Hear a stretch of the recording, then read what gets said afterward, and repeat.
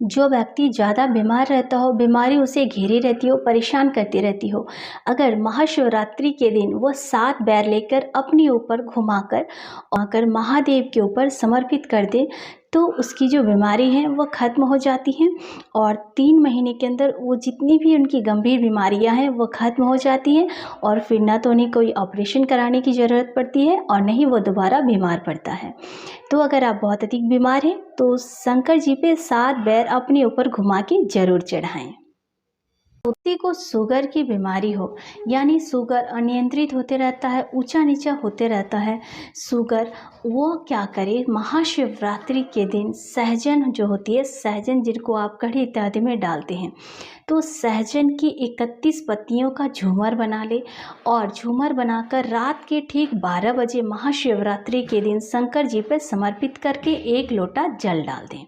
थोड़ी देर चढ़ा रहने दें और उसके बाद उस पत्ती को उठाकर लेके आएँ। लाकर आने के बाद उसको 250 ग्राम पानी में उबाल लें या आधा लीटर 500 लीटर पानी में उबाल लें। आधा लीटर पानी में उबाल के जब वो 250 ग्राम पानी रह जाएगा तब उस पत्तियों को आप छान लें। छानने के बाद उस जल को जैसे 12 बजे आप लाएँ तो 1 बजे, 2 बजे, 2:30 बजे जब आप पानी को अच्छे से उबाल लेंगे तो फिर रात को जाकर उस जल को, महाशिवरात्रि के रात को उस जल को शंकर जी पे समर्पित करें। नीचे एक लोटा लगा के रखते या कटोरा रखते और उस कटोरे में उस चढ़े हुए जल को उड़ेल के घर ले आएँ। जब आप महादेव पे चढ़ा हुआ उस जल को 15 दिन तक लगातार सेवन करेंगे तो आपका जो शुगर है वो नॉर्मल हो जाएगा, नियंत्रित हो जाएगा, लेवल पे आ जाएगा और आप कितना भी मीठा खाएंगे फिर आपका शुगर जो है कभी ऊंचा नीचा नहीं होगा, शुगर हमेशा नॉर्मल कंट्रोल पे ही रहेगा।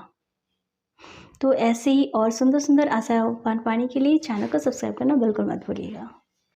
महाशिवरात्रि के दिन शंकर पर 1 बैर अवश्य चढ़ाना चाहिए। 1 बैर इसलिए चढ़ाना चाहिए जिससे कि घर के जितने सदस्य हैं, जितने लोग उस घर में रहते हैं, उन्हें कभी भी कोई बड़ी बीमारी ना हो, कोई गंभीर बीमारी ना हो और न ही उस घर में रहने वाले किसी भी व्यक्ति की अकाल मृत्यु हो। तो अकाल मृत्यु और किसी बड़ी गंभीर बीमारी से बचना चाहते हैं तो महाशिवरात्रि के दिन शंकर पर 1 बैर अवश्य चढ़ाएं। अगर आपका बच्चा बहुत क्रोधी है, बहुत चिड़चिड़ा है,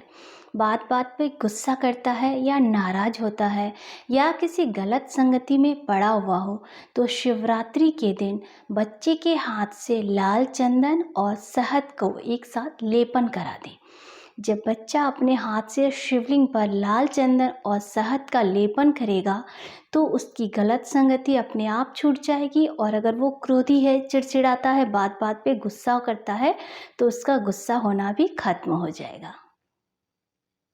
जिनकी आँखों की रोशनी बहुत कम है, बार बार चश्मे का लेंस बदलना पड़ता है या चश्मा लगाना पड़ गया है, किसी बच्चे को, बड़े को आँखें खराब हो गई है, मोतियाबिंद की हो गई है या मोतियाबिंद का ऑपरेशन कराना पड़ेगा या आँखों की ज्योति कमज़ोर हो गई है, छोटे छोटे अक्षर दिखते नहीं हैं, तो शिवरात्रि के दिन, महाशिवरात्रि के दिन शिवलिंग पर रात 12 बजे शहद चढ़ाएं